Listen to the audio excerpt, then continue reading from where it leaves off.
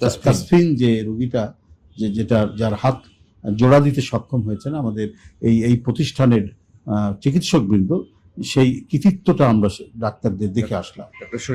হ্যাঁ, এটা ডাক্তার শরীফ তার নেতৃত্বে এখানে হয়েছেন এবং প্রতিষ্ঠানের সকল চিকিৎসকবৃন্দ, পরিচালক মহোদয় বসে আছেন, তার প্রত্যেকের তত্ত্বাবধানে এবং মনোযোগে সেটা ক্রমান্বয়ে সে সুস্থ হয়ে উঠছে। তো আমার মূল উদ্দেশ্য দেখা যে একটা বিষয় হলো যে আমাদের চিকিৎসকরাও কত বড় ধরনের কাজ করতে পারে সেটি একটি দেখা, এবং অসুস্থ রোগীকে দেখা, বিচ্ছিন্ন হাত সেটা জোড়া লাগাতে সক্ষম হয়েছে সেটা আমরা চাক্ষুষ আমরা সেখানে দেখে আসলাম।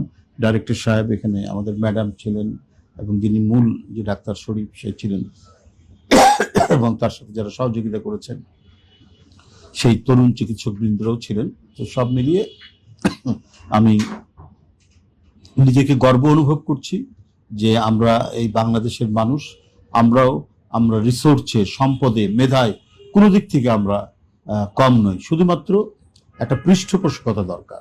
আমাদের রাষ্ট্র যদি ঠিক প্রো পিপল হয়, আমাদের রাষ্ট্র যদি সঠিকভাবে এটার যে পৌরোহিত্য করতে পারে, সঠিকভাবে যদি তত্ত্বাবধান করতে পারে, তাহলে আমরা পৃথিবীর মধ্যে একটা সমৃদ্ধশালী রাষ্ট্র, একটি আধুনিক রাষ্ট্র আমরা গড়ে তুলতে পারবো।